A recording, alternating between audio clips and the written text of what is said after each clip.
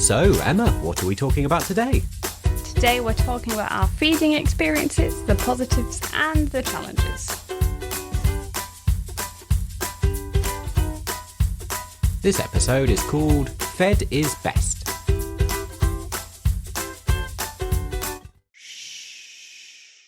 That's the intro music, so it must mean it's another time for a conversation on your favourite podcast. You know what's going on, you know the deal. It's the show for sleep-deprived parents. Unwind with us, chatting about funny stories and the realities of babies, toddlers and preschoolers. Welcome to Oaken's Trading Post. Sit with us in the sauna on this cold December day. That's cute. That's good. I was worried you were going to say it's a bit weird because in the film Frozen, they do sit in the sauna naked. But they're all related. They're all a little family. Yeah. I mean, maybe it fits in because today we are talking about boobs. It's true. It's the main topic of conversation. It's the booby episode and not in the fun way. Anyway, I'm Elliot. I'm a quarter of the Crippen clan and half your host. That is true. I'm also a quarter of the Crippen clan and half a host. Oh, that's true. It's the same. Samesies. We've grown to a family of four. So we have us two and we have our two daughters, Lily and Lola. We thought we'd share a little factoid, as we always do, about some of our nicknames. Yeah. Yeah, so Lily and Lola, our daughters, have ended up with little nicknames of Lil and Lo. I call them Chicken and Kitten. And I don't know why. Yeah, these aren't ones that I've adopted. But whenever I'm like, oh, come here. Lily's always Little Chicken. And because, I don't know why. Our families have a collective name. So your family as a whole is known as the Wombles. They are. And so often we just refer to your side of the family as the Wombles. Yeah. And my side of the family has had the nickname Meerkats for a long time since I met you. So we're Wombles and Meerkats. Yes, named by your family. Yes, but I'm now technically a meerkat because I'm married to you. You've married in. But, you know, like, obviously, like, the grandparents and things, we have your mum who's, like, Mrs. Womble. Yeah. And we have my parents who are Mr. and Mrs. Meerkat. Yeah. And my dad's Farmer Womble because he was a farmer. Yeah, yeah. So, like, these names are used in, like, very much everyday talk. And it's hard sometimes when you talk to people outside of the bubble of people who know. Yeah, yeah. And you'll be talking, you're like, oh, you're on the Womble chat. And they're like, Womble chat? And I'm like, oh, yeah, my family chat. The group WhatsApp chat, the family one. And then us personally, do we have nicknames? Oh, we definitely did before children. We did. I don't know who uses them anymore. Yeah, I used to always refer to you as Wookie Cookie. Yes. Were you Wriggle Wiggle? I've forgotten that. Because he moves... This is going to sound wrong. I was going to say because he moves about in bed, but I was meaning when he's asleep, he does not just stay in one position. He has to, like, wriggle about. Yeah, yeah. This is going to be the episode that's full of, like, sort of weird euphemisms or, you know... So when I said it, I was like, oh, no, I've got to explain that. It's not going to sound good.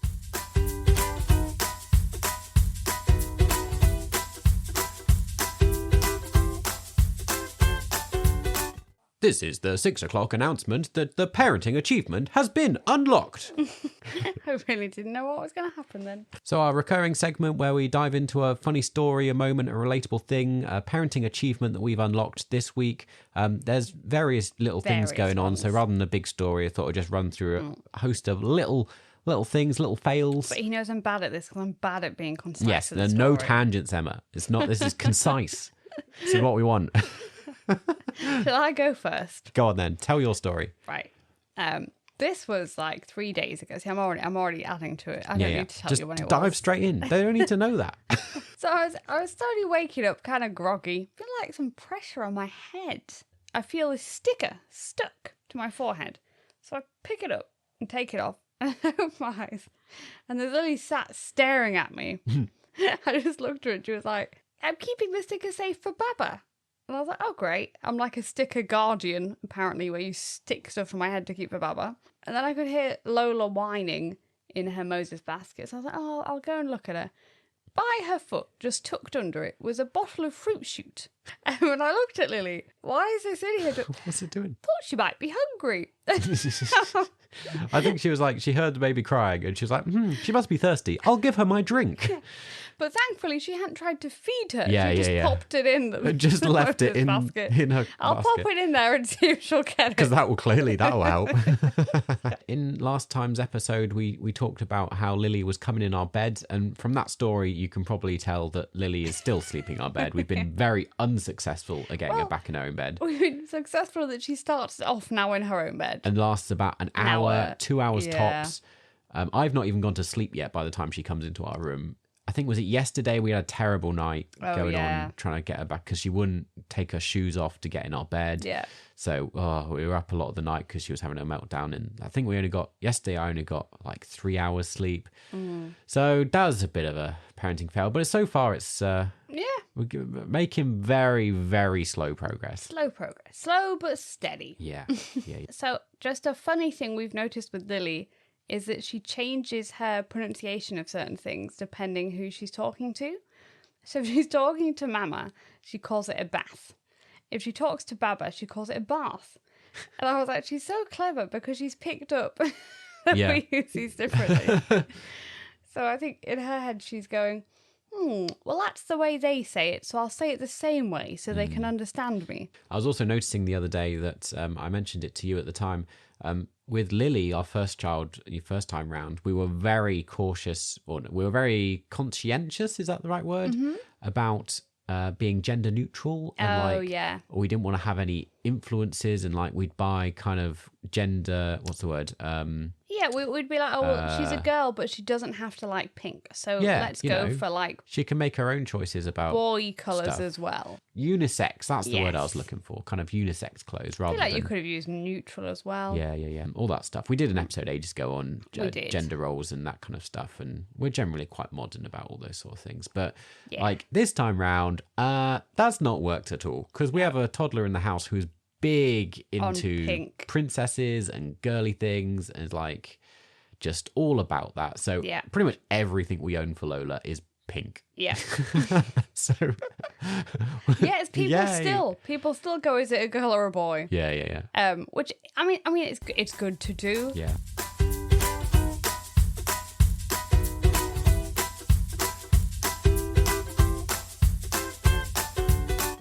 Okay, well, keep burping that baby and hope they don't throw up on your shoulder. And let's jump into some conversation today all about boobs. Well, actually, not exclusively. Just about boobs. We're talking about all the different things because now, second time round, we've basically covered everything. We have some experience of doing every different type of thing.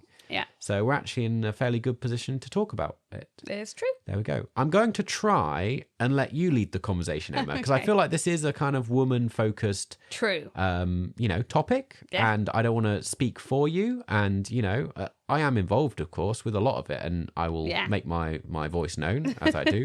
But I just want to kind of clarify up front because with Emma in charge, who knows where the conversation will go. We might not even be about our breathing journey by the end of it. So I'll be like, this is why I tend to steer the conversation rather heavy-handedly because otherwise things do get off track. Yes, it's true. But we'll see what happens. So do you have any thoughts about where we dive in? I'm going to go from the start of the very beginning. As Julie Andrews says. What's that? Mary Poppins? Yeah. Cool. Not Mary Poppins. No? It's from The Sound of Music. Oh, so I'm not great with my old references. No. But anyway. I'm a modern Disney boy. I'm sorry. I'm sorry. Anyway. I do enjoy Sound of Music. Yeah, it's very good. Yeah. We're getting off topic right, anyway, already, sorry. and that wasn't even my fault. Maybe this is my role this time. I'm going to be the tangenter. So we start from when we first had Lily. So that was our firstborn. I'm already annoyed about this in hindsight. Yeah. First time round, I think I was just given really old-fashioned and poor advice. Yeah. So I'd had an emergency C-section. If people have listened to the previous birth story, they can hear horrendous. Yeah. 30 hours, not good. Had a huge rash all over my body, not pleasant. So I was already feeling not great after having no sleep in 30 hours. And they immediately kind of get your boob out, put her on. And Lily was having none of it because she was starving. She'd been in labour for 30 hours. I'd been in labour 30 hours. It just wasn't I hadn't got really any milk in. Yeah. And she just was headbutting me and screaming and crying. And it was a little while, I was holding her for a while before you got out of surgery. Yeah, because they had to remove my cyst as well. Yeah, so we couldn't even get her on your boobs straight away. Which is like the golden hour or 2 hour window you should try to. And we didn't know what we were doing. No. Basically said to them, I'd like some formula. And they were really like not keen on trying to give me formula. It was like trying to ask, I don't know, for gold dust. They were like, no, because you said you wanted to breastfeed. And I was like, I know I said that. This is impossible. I can't do this. And they basically told me the live, but if you use any formula, you can never breastfeed ever. Yeah. That's it. Gone. And even if some of them, weren't as explicit as that, that was often the communicated in the tone and the body language and the, like you say, maybe gold dust isn't quite right, but like it's like asking for poison. They look at you like, you want to poison your baby? You want to do that? You're crazy. And then I was like, well, can I get a breast pump? And they were like, no, they want to give me a breast pump. I was like, well, how am I, she's not drinking from me. How am I going to do this? So in the end, I did get a breast pump for a bit and like made a minute amount of milk. But it's not surprising, is it? Because you were induced. Yeah. She clearly wasn't ready to come out. Yeah. So your body wasn't ready to produce milk. I think it's not an uncommon experience to have difficulty with milk supply. And there's ways to up your supply and everything. But one of those ways is pumping milk, which they really didn't want me to do. Ah, dear. So in hindsight, I was annoyed at that. I don't know if like they were all a bit more old-fashioned or they all had been told this thing of, you can only breastfeed and there is no other options. Again, I think it is a recurring issue with some of the narrative around a lot of this that's slowly getting better. But I think it is recognised that over the past however many years, some of the massive drive for breastfeeding has actually been having a negative impact and having the opposite effect to what they want. Yeah, I think if anything, it was really putting me off breastfeeding because I was like, this is so much pressure. And I don't feel like me and Lily aren't doing well at it. Yeah. And she's just screaming all the time. And I was like, I can't live like this. Yeah. This is another annoyance, though. So I brought nipple shields with me that time round. And the nurse was like, no, you can't use nipple shields. It causes nipple confusion. And basically told me off for why I'd ever bring nipple shields and try and use them. So I was it's frustrating, isn't it? I mean... Because in hindsight, you'll hear later, but I've relied on them so heavily this time around, and it's been so much more successful a breastfeeding journey. Yeah. It's like night and day. So I was and you annoyed were like, they would... as a vulnerable first-time mum who I was doesn't told know what's basically going. like, oh yeah, why would you use them? So I was like, oh god, okay, yeah, fine, I won't use them. Yeah. That was another bit it takes of quite a lot, advice. doesn't it, to kind of stand up to medical professionals and say, actually, I think you're wrong. Like, I think especially, I didn't know they would work. I think had I had the experience of using them before, I'd go, oh no, you're full of rubbish. And again, I don't know how personal you want to go with this, but like, you got very flat nipples. I do have flat nipples.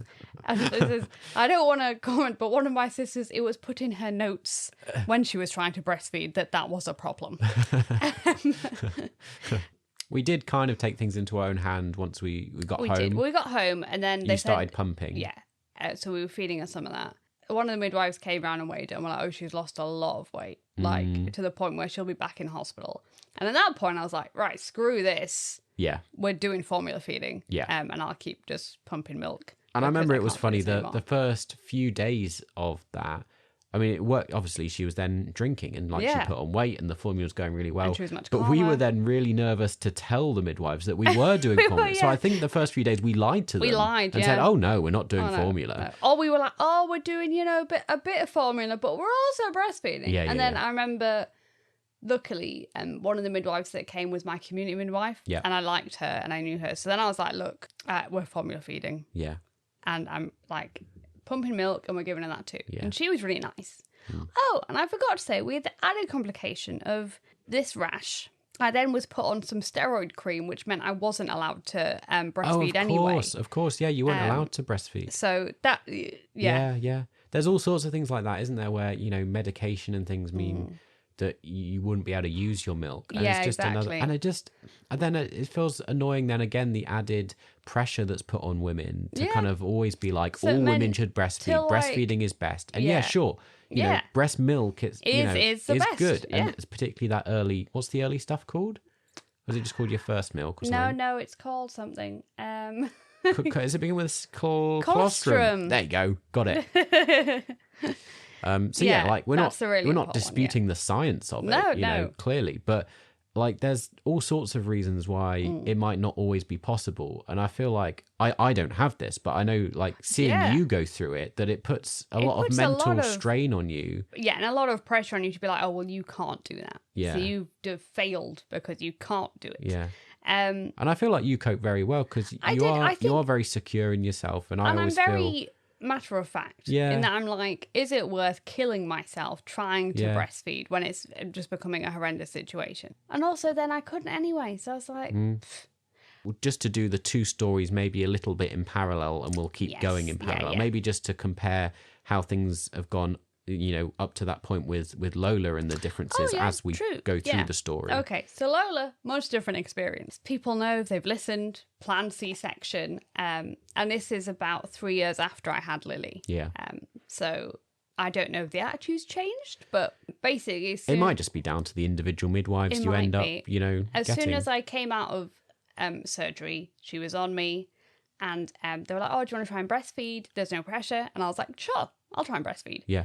Once again, I didn't really have any milk. And immediately, one of the women was like, you're going to use nipple shields? And I literally said, no. Well, I said, I might do. I said, but last time I was told to never use them. And she was going, yeah, that did used to be the advice. And she said it in a way that was like, Yeah, that was a mistake. Because I wanted to be like, so you're telling me I should use them? And I wanted to be like, I do have some. I have some at home because we never threw them away from the first time. But I was wanting to be like, so you think I should use them?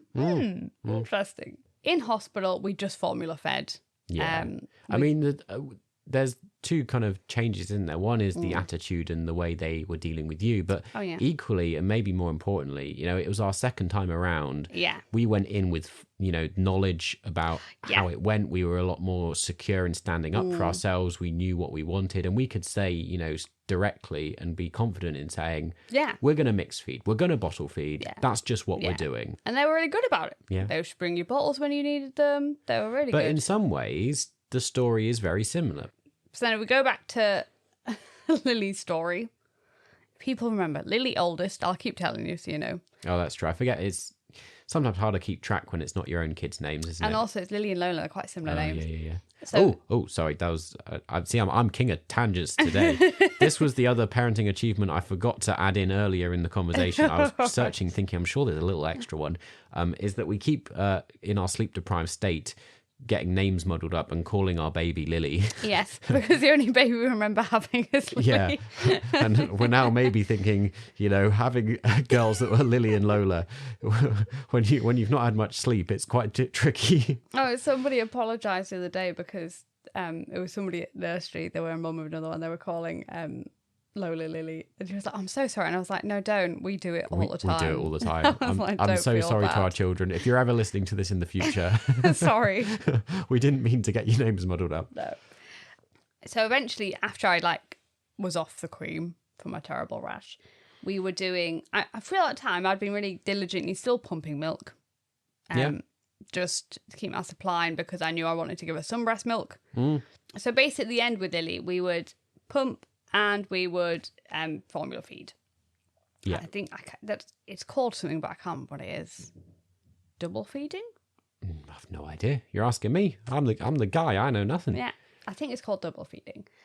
Which is, so we're exclusively bottle feeding, but it's a mix of formula and expressed breast milk. That's what I think it's called. I could be wrong. Feel free to call me if I say it's wrong. We always used to say mixed feeding. We did, but we didn't do any breastfeeding because it didn't work.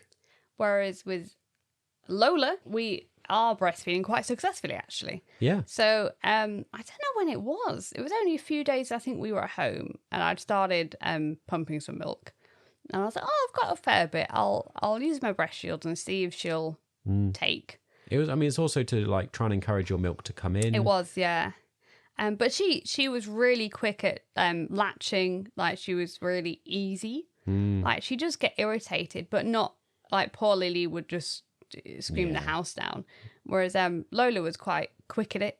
So how are you finding it? How are you feeling about breastfeeding? It's your first experience of breastfeeding. It's very exciting. me and my sister Becky, because she also has a baby, it's about 3 months older than Lola, we are so excited with both our breastfeeding journeys, even though she's fantastic at breastfeeding. don't get me started.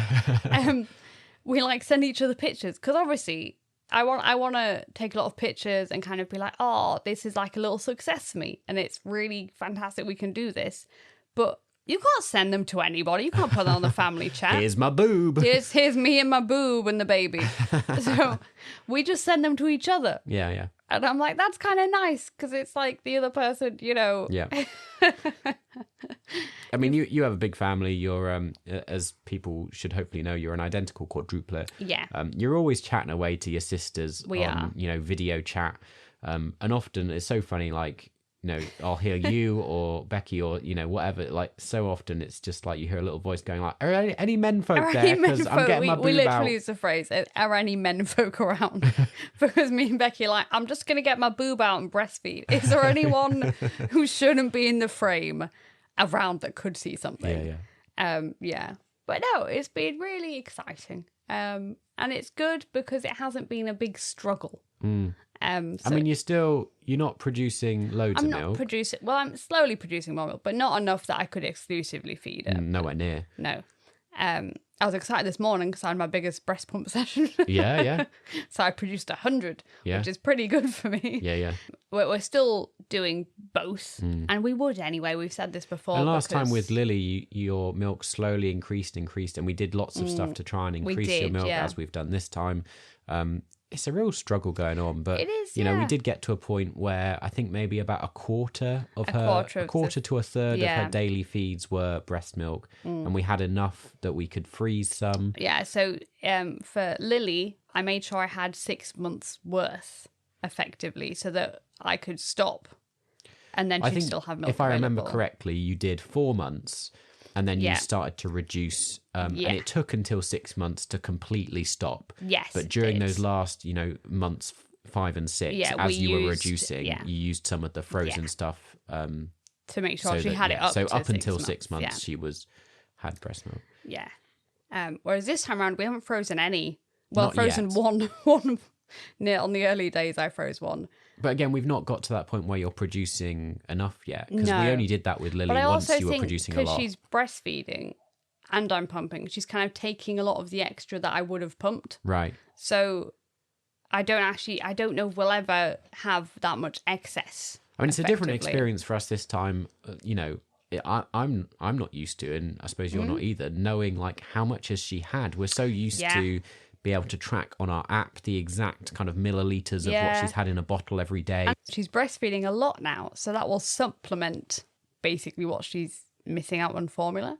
So I have to keep telling myself she is getting enough because she's actually breastfeeding a lot. Probably far more than, you know, the Again- app's saying. It just confuses us because we're so used to having clear statistics of this is how much they've drank. And how much you're producing as well. Yeah. It's hard to know if your supply's going up. If you exclusively breastfeed, this is, you know, clearly something that you will know about, and Yeah. just an unfamiliar territory for us. Yeah. And how are you finding it in terms of, you know, some of our friends and family and people like really enjoy breastfeeding in the sense that they're quite happy to keep going as long as possible, and like this time, like, you know, with Lily, the reason we kind of trailed off at around 4 to 6 months, it was difficult. It was And a lot of work. There was a lot of strain on you, you know, Yeah. pumping and feeding and doing all this. Yeah.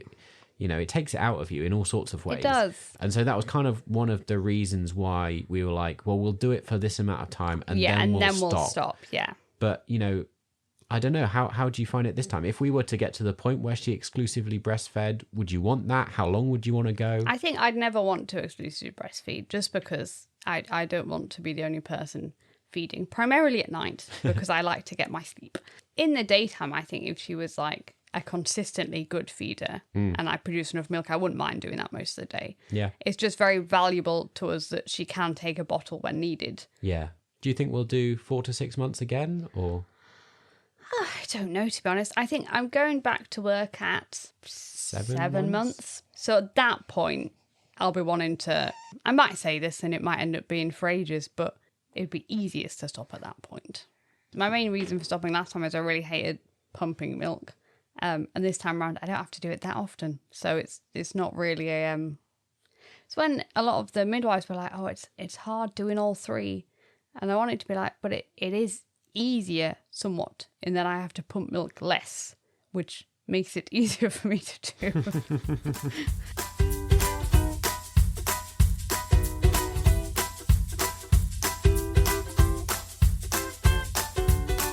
It's Mr. Ads here to bring you the ad break thing.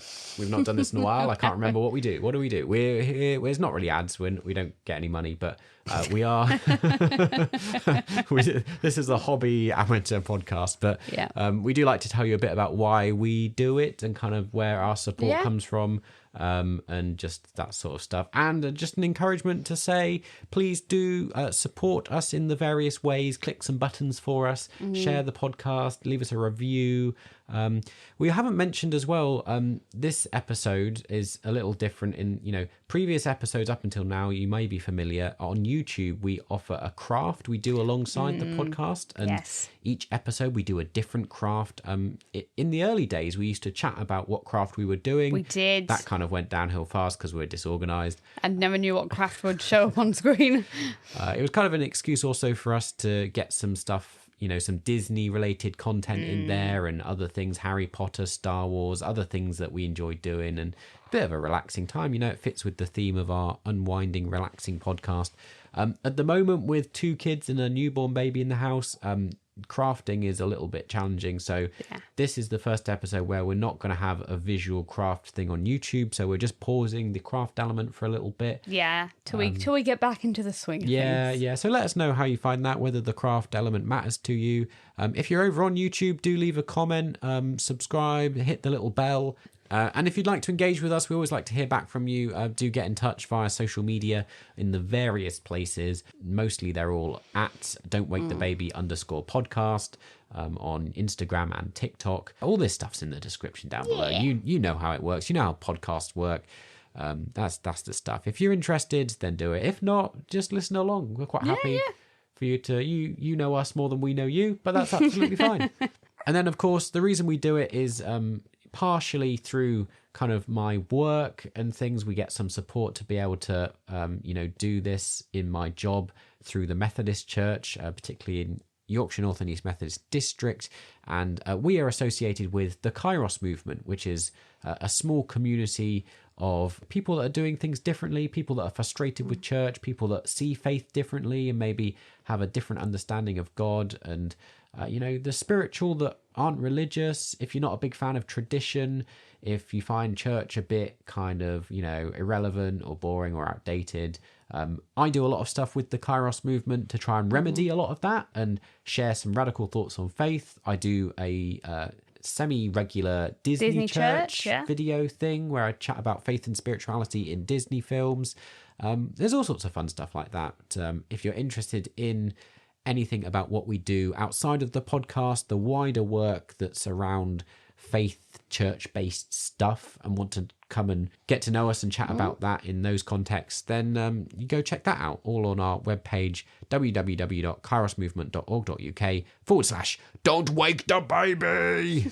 I like that amused me because it did make her stir. Oh, yeah, sorry. I woke the baby saying, don't wake the baby.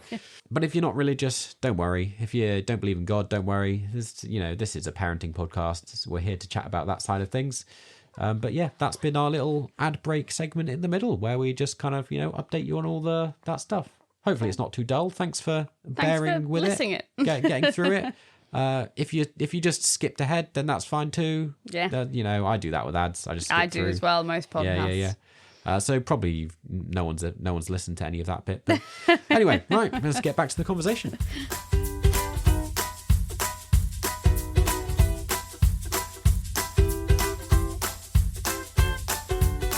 So it's me jumping in again to try and steer some of this conversation. Good. I didn't know where to go from here. Yeah, I would like to talk a little bit about how our children kind of are doing, coping with it, and how do they feed. Like, to me, there's all sorts of stories and experience and context and struggles to chat about in how as babies they've responded to the different types of feeding, and just Even now, I think it's interesting to see Lily's view of breastfeeding.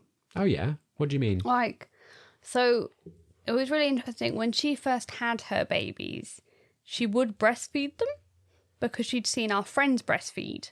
Wait, slow down. You're saying when Lily was a bit younger, maybe 2 or 3. Oh, I see. So you're saying when she had her baby dolls. Yes. So your sentence there, when she had her babies, confused me a second, and I was like, my dyslexic brain was trying to catch up. I'll start again. Right. Okay. So with her baby dolls. Yes, she often used to pretend to breastfeed them because a lot of our friends breastfed. And I remember having a discussion saying, "Oh, it's so funny that she's never been breastfed, but she understands what it is." And some of the mums were like, yeah, it's interesting. Their little girls would like bottle feed, even though they'd been breastfed. So it's interesting, like, depending what you're around, they understand that's how you feed a child. Funny now as well, because now, like, I'm actively breastfeeding. Lily's always going, oh, Lola needs a boob. But also, she was really sweet. She, like, is obsessed with my breast shields and playing with them. Yeah. Which may be why we've lost one set. Yeah. And can't find where they are. She's hidden them somewhere. Yeah. But it was really cute because she had her doll one day and was trying to put her, like, the breast shield on her boob, and breastfeed. That's sweet. And I was like, that's so cute that she's like, this is what you do. I'm constantly in that position of trying to ensure that Lola continues to be happy for me to bottle feed her. Because my challenge. Constant worry is that she's going to suddenly decide that she prefers one of these methods over the other. Yeah. And we know which method she's going to prefer. Yeah, it's true. So she has been a bit more fussy with me recently, kind of rejecting it a bit, kind of being like, that's not a boob. I want a boob. Yeah. That's just what it is, isn't it? It is, yeah. But I mean, it might not be that, because Lily was also a very fussy feeder. She was a very fussy feeder. Both of them, they kind of seem to be quite similar in nature. They do. They're a bit lazy. They don't really like feeding. It's a bit of a going on. Eventually we get there. But in these early days, it's more like they'd like to eat lots of little bits very often. And it's when, like, they were like, oh, yes, so they should be drinking every 3 hours now. And we were like... Yeah, we don't really... So, and it's interesting, because I think this is where we sometimes do differ from... I don't know whether it's the mainstream or just the trend of what's considered to recommend. But, like, we always hear people talking about, like, on-demand feeding. Which I think is true for exclusively breastfeeding. Most people do on-demand feeding. Yes. But I think with formula, you are meant to leave bigger gaps.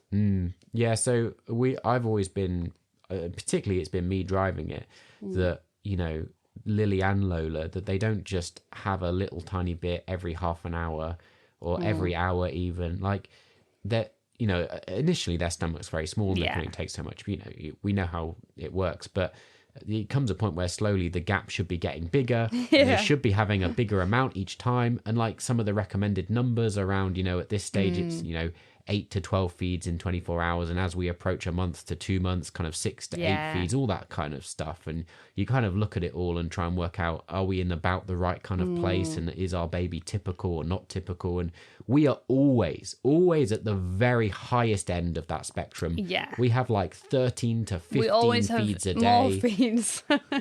And this isn't including breastfeeds. Breastfeeds we just put in whenever. So they're extra. They're extras. This is just formula feeding. Like our average is like we struggle to get above an hour and a half between feeds. Yeah. We've done better recently. Recently, we're getting there. Yeah. But we're getting there. It's tough because I was talking to you the other day. We were talking about this vicious cycle of I'm not sure, like, because we need her to consume more milk in a single feed so that she will be able to go 3 hours until the next feed. To then have another big amount. But I don't know whether which comes first, the big gap or the big feed, because if she's only fed an hour, 2 hours before, she's not going to have a big feed. No. But if she doesn't have a big feed, she's not going to go through. So, fun and games. Yeah. These are the conversations we have all day, every day. Then we go, well, should we try and push her so she doesn't feed yet? Or that feels mean. The big thing that always works is a distraction. Yes. So, like, take them out somewhere, take them for a pram ride, something or other. Go to a cafe. Yeah, so, she ends up being asleep or something, and then you suddenly noticed, oh, it's been 3 hours since the last feed. Oh, now she's done a really big feed. Yeah. Great. So yeah, it must be genetics. I don't know. Yeah. Like both our kids were fussy feeders. I was Bit as lazy. a baby, but Yes, we can blame you. But I was very premature, so that's what I blame that on. Oh, there we are. It's always the story that your dad used to take you outside in the cold to try and wake you up. To wake me up to feed me. Have more milk. Because Mum would say I just wanted to die. So I would just sit and not drink and just be happy. Just to sleep. Yeah. So yeah. I mean, I'm never worried that our children are going to die, but No. We do have a very similar thing where they often will just want to sleep. And you're like, please, just drink a bit more. Yeah, please. I'm trying to head towards a routine. I'm very routine focused. He's very routine focused. I like to establish it from fairly early on once they're able to, and that's where I'm trying to get to. And I'm just trying to work us towards that. I know it's fine for breastfeeding. My boobs are always with me. Yeah. Doesn't matter when she's going to do that. But when you're formula feeding as well, you're like, well, should we take a bit of this water with us and this with us so we can make a formula feed when we're out? Like you've got to think it through a lot more. And I think this is why my perspective is slightly different, because I'm not a woman. I don't have, milk on me all the time, but true. not just milk. It's about comfort as well. And true. so I know if I'm up at night, I have limited options available to me. Limited options. It's an uphill battle against nature in the way that the baby is hardwired, but it's just the reality of, we are a joint partnership as parents, and we try to split everything. And part of that is so that it doesn't all fall on you, so that you don't have to do everything. So that I'm not on nights all night. As much as, I don't know, definitely Lola would prefer you to do everything. Oh, yeah, she would, yeah. We could have a long debate about what's best. Yeah. But that's not really the issue. What we're saying And we is, already have a toddler who would prefer me to do everything. well, exactly. We're just saying the reality is you can't do everything. No. I need to do it. And so it's about trying to make that possible. Yeah, and make it easier so she's not going to be a nightmare. Yeah. So I have no idea if any of this is contentious or controversial or not. I don't know. I don't know. I was always worried doing the breastfeeding episode because I feel like it's one of those ones that people often have strong opinions about. I don't know if that's true or not. I think people do have strong opinions, but I think it's even keeled. Is that such a phrase? Sure. It's a very nice little fancy phrase. Oh, thank you. In that I think most women who've gone through breastfeeding or struggle breastfeeding, they understand the struggles people have. Uh-huh. I know people don't like routine-based things, but Right. I also think it's true that most people understand you have to live your life. Yeah. We've called this episode Fed is Best. Hopefully that sets the tone of you do whatever works for you, because we're not here to tell you what to do. We're just sharing what we're up to and kind of how we approach it. Yeah. And some tips. Definitely recommend nipple shields. They're the best thing. I mean, tips if you're struggling, that is. Yeah, if you're fine. You're fine. Don't take tips from me. You'll know more. Yeah. We're not the people to But tell. if you're struggling, and I'm not promoting them, but I use MAM for everything because I think it stops getting when they talk about nipple confusion. I'm like, well, I use MAM nipple shields and I use MAM bottles. Yeah. So therefore, it's kind of very similar. It's not going to be as much of a difference. Yeah. Yeah, we've not talked about that, have we? We're very much a MAM household. We're a MAM household. I know other people's a Tommy Tippy household. Yeah. Maybe that's going to be the contentious thing. There's the word I always say wrong. I always used to think it was Tommy Teepee. I did. And then it was, I think, Laura, who was like, it's not a teepee. And I was like, oh. And she's like, it's because it tips. And I was like, oh. I'm sorry, it's stuck. It's now for me forever. It is Tommy Teepee. Yes. That's it.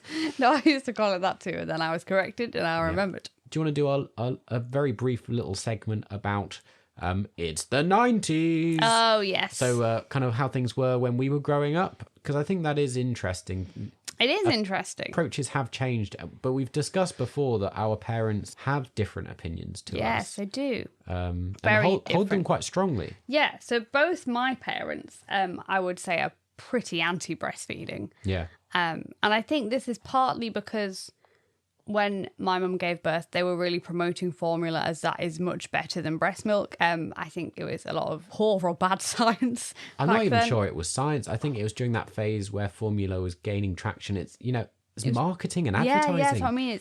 It was like poor science in that it was kind of... It was the formula brands themselves that are kind of trying to tell people this is better. Yeah. So Mum was like, when she was in hospital, they'd just come around the wards handing out milk. Wow. Like, it wasn't that they didn't recommend you breastfed, but it definitely wasn't the primary way they were encouraging people to feed. And I think both my parents always think of the toll on me or my sisters.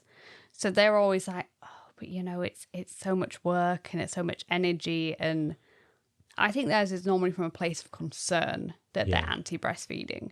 I always find it fascinating because, like, their priority is you. And, and, like, in a weird way, you know, we often talk about what's best for the baby. But to your mum, you are her baby. And she's thinking what's best for you.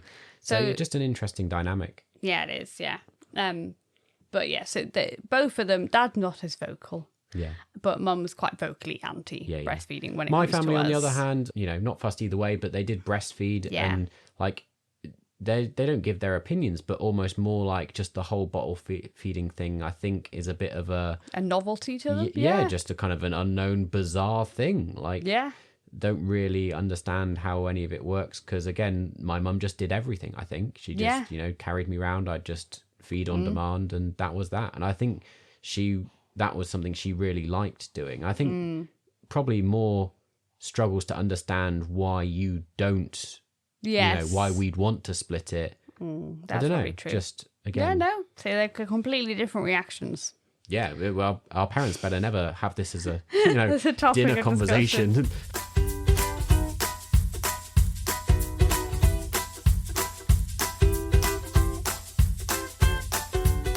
We've not got there yet, so maybe this is why we've not talked about it a little bit. But, you know, once we start going out and about a lot more...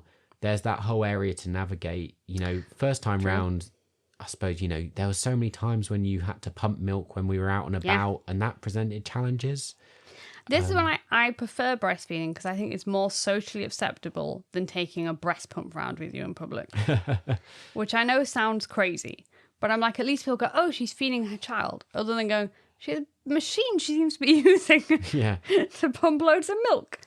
And I know people will say you can get those ones like that go under your bra. They do okay. They're not as good. I don't think they're as good as a proper one. We've tried them and you don't find them as good. No. I mean, again, maybe because you're not a great production of milk. You need the big guns. I need the big guns. The big, powerful pump. Whereas this, like, because this time around, I only have to do... Because I've got a double breast pump, I only have to do 10 minutes and then that's it. And it's so much quicker. Last time I was on for like half an hour. Messing on, pumping milk. So it's much better. It was difficult for you and difficult for everyone. Just like, you know, we'd be out somewhere and it'd be like, right, well, now you need to pump. And you'd like go sit in a toilet somewhere for like half an hour to pump. It's just, you know, it's not ideal. And this time we've got the challenge of kind of doing breastfeeding out and about. And that brings different challenges. It does. I did my first public, like going around the public. First, in the public breastfeed, outside of the house breastfeed, the other day. It actually went very successfully. Yep. But I chose a place that like... You felt comfortable. I felt comfortable. Most of the mums there are either breastfeeding or doing something. It's like the right kind of audience. Yeah. It is true that there was like a couple of grandparents who came and sat near me and I was like, I'm going to go in the other room and breastfeed because that's with the other young people. Yeah. Not in a mean way, but I feel like the older generation probably are going to be more awkward around a woman breastfeeding than younger people. And they were nice people. I just, you know, I didn't want to make them feel awkward, which, once again, I know people are going to go, don't give a damn if it makes other people awkward. But I'm a bit of a people pleaser. It's not something that I will ever experience, but I'm sure it must be, you know, self-conscious to be doing it. And maybe some people don't find it a problem. I don't find it that. We've had this discussion before, though, in that I'm quite not. I'll get naked for anyone, but excuse me. I'm not particularly embarrassed by such things like that. I don't know if this is because I don't know if it's because after my first surgery I was like, well, basically the whole hospital see me naked, Personally, I think it's because you come from a big family of women. Yes, that's and, true. I think it's been a very healthy culture for you all to grow up around a lot of women and to be comfortable. Being like the female body's normal. Yeah, yeah. No, yeah, get used to it. Yeah. As an only child with, in a family that's extremely prudish, it's just, You've got the opposite. Yeah. I would say my family, we're pretty, as you could tell from our thing, we're more conscious other people are uncomfortable rather than us being uncomfortable. True. Yeah.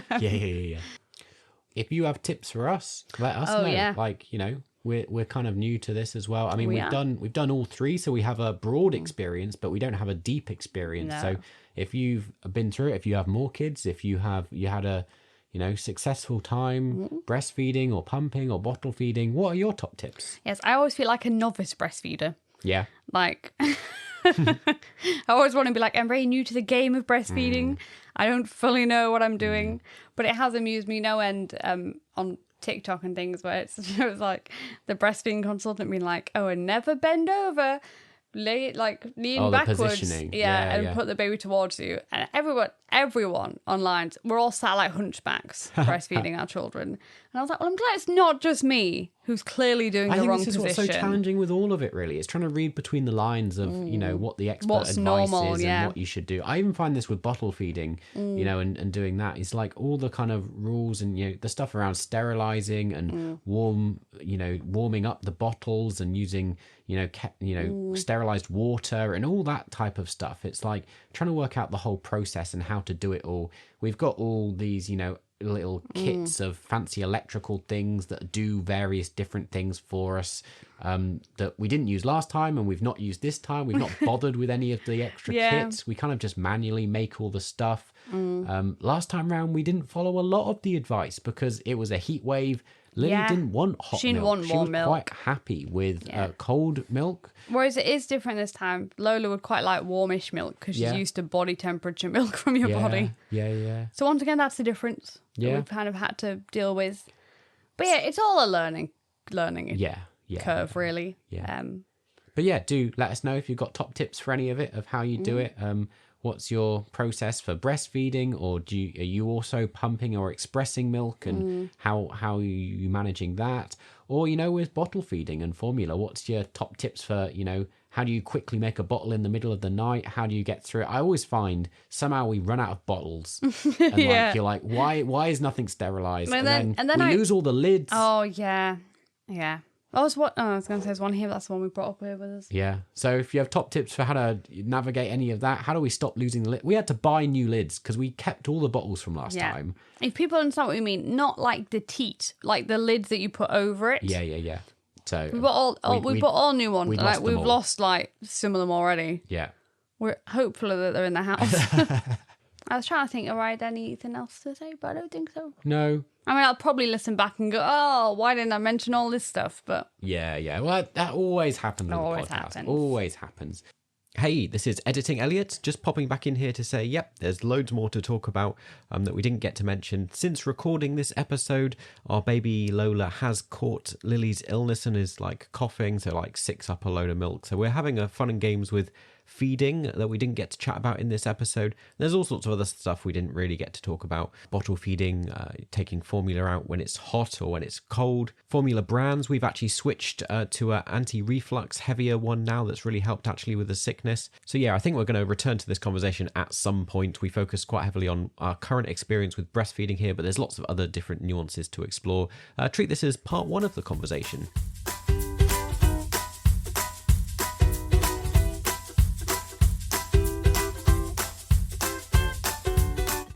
We usually have a little segment at the end here where we bring in conversation from listeners about things people have sent in. We're very disorganized at the moment because we've got a newborn and we're not doing great at sourcing stuff and talking to people. So I'm sorry, we've not really got any. In the absence of other stories from listeners, I thought we could use this little segment at the end just to give a very quick little updates on various things we said that we would keep track of. So we've started doing potty training, as we said in our last one. That's continued. Things have gone a bit downhill because I've gone back to work. Things have definitely been more of a challenge. Just in terms of general updates, In our last episode, we said, oh, it's going okay. It's going to get harder once Elliot goes back to work, once if teething hits, if, illness hits the house. Well, guess what? All 3 of those things have happened. Yeah. We've got teething, we've got illness. It's been a tough couple of weeks. It has. But because my recovery's gone quite well, I'm doing You're better able at doing stuff. to pick up a lot of the stuff. Only within the last few days, but it's getting better. But one of those things that's then slipped through the net can keeping on with the potty training. So I did my first time doing it yesterday. But we have had a few more wheeze on the potty. We have. So brings our total up to what, 3 or 4? 3 or 4, yeah. Wheeze on and the 2 of them were potty. yesterday. Yeah. So I did a good job. Good job, Mama. Clap for me. Clap for Mama. There we go. Relationship wise, we've had more arguments. We've had more arguments, but I mean, we're generally happy with each other. Yeah. Oh, I was trying to think. I think I had a, what was I had a complaint. Oh, no, he's got a complaint. What was my complaint? Oh, yes, I had a complaint. Last night particularly, it was very bad.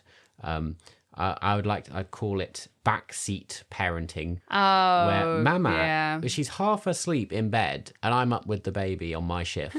And she'll like call out advice to me or like correct me or like tell me to do something. And she's half asleep. She doesn't know what's going on. I sometimes wake up and I feel like you're struggling.